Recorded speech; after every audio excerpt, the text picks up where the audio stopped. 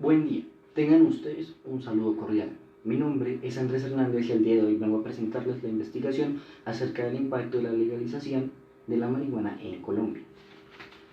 En primera instancia, ¿qué es la marihuana? Bueno, el término marihuana describe el preparado a partir de las flores, hojas y tallos pequeños provenientes de la planta cannabis sativa. La marihuana es la droga ilegal más consumida del mundo según la encuesta mundial de drogas. En Colombia se calcula que 1 de cada 14 escolares y 1 de cada 3 universitarios han consumido marihuana. Composición de la marihuana. La composición química de la cannabis es muy compleja.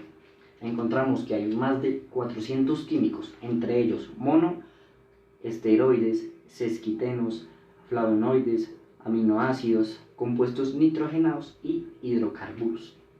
Algunos de estos compuestos son tóxicos. Presentan 66 cannabinoides, entre ellos la principal sustancia psicoactiva, es decir, que altera la mente de la marihuana, es el delta 9 tetrahidrocannabinol, o comúnmente conocido como THC. Esta sustancia se encuentra en la resina que producen hojas y los brotes principalmente de la planta hembra del cannabis. Entre los efectos de la marihuana encontramos que las formas más comunes de consumirla son por fumar o en alimentos. Cuando se fuma marihuana, el THC y otras sustancias químicas de la planta pasan de los pulmones al torrente sanguíneo, que rápidamente lo transporta a través del cuerpo hasta el cerebro. Los efectos se comienzan a sentir en forma casi inmediata. Muchos experimentan una euforia placentera y una sensación de relajación. Entre otros efectos comunes, los cuales pueden variar de persona a persona, incluyen una mayor percepción sensorial, como por ejemplo colores más brillantes, risa, alteración de la percepción del tiempo y aumento del apetito. Pero ahora, ¿cómo la marihuana produce estos efectos? El sistema del hedonismo es aquel que media la sensación del placer, desde el placer de reírse hasta el placer de tener un orgasmo. Y como la mayoría de las drogas, la marihuana incrementa la función de este sistema. Esta activación aumenta la liberación de un neurotransmisor llamado dopamina. Asimismo, afecta directamente los receptores, moléculas de superficie de las neuronas a las que se unen los neurotransmisores de marihuana, disparando la sensación subjetiva del placer. La estructura química del THC es similar a la de la sustancia química del cerebro llamada anandamida, la cual podemos observar en la diapositiva. La similitud en la estructura permite que el organismo reconozca el THC y por ende que altere la comunicación normal del cerebro. Pero la marihuana no solo causa esto.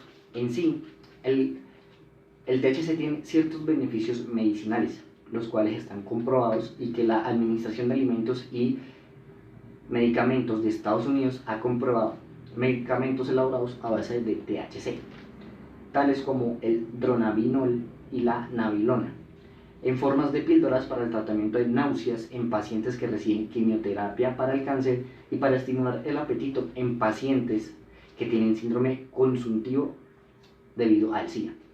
Además, para el tratamiento de la espasticidad y el dolor neuropático que pueden acompañar la esclerosis múltiple, se combina el THC con otra sustancia de la marihuana denominado cannabidiol o CBD.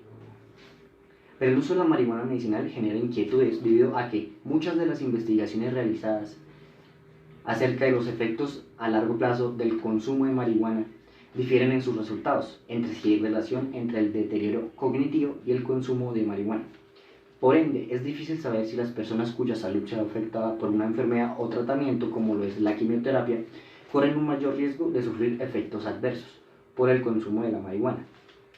Ahora, con todo lo anterior mencionado, para concluir, hablaremos sobre los pros y contras de la legalización de la marihuana en Colombia.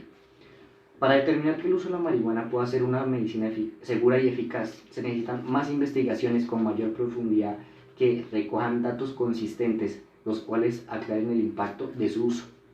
La legalización de esta sustancia podría demostrar a los jóvenes que no existe riesgo de consumo, así aumentando la cantidad de consumidores. Además de que el sistema de salud colombiano solo alcanza a cubrir parte limitada de las necesidades, por ende no está preparado para la atención de la salud mental. Pero aún así, el uso de cremas u otras vías de consumo en pacientes cuya enfermedad reaccione de forma efectiva ante sus efectos. A nivel económico, tenemos que la legalización de la marihuana podría generar grandes beneficios al país, ya que su posible legalización debilitaría al narcotráfico, resultando en una menor inversión en la guerra contra las drogas, así disminuyendo las muertes y demás crímenes causados por esta guerra. Tal nos dice Juan Trujillo en su texto Análisis económico de la legalización de la marihuana. Él nos sugiere que la legalización combinada con un impuesto indirecto al consumo sería una manera mucho más barata y efectiva de reducir su uso. En vez de la guerra, podemos aplicar un impuesto del 200% al uso legal de las drogas.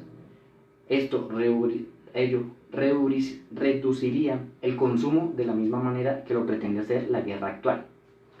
Otra opción también recae en el otorgamiento de licencias para uso, para producción y consumo, la prohibición de ventas a menores y las regulaciones de tiempo, uso y modo de consumo, además del lugar de consumo y venta.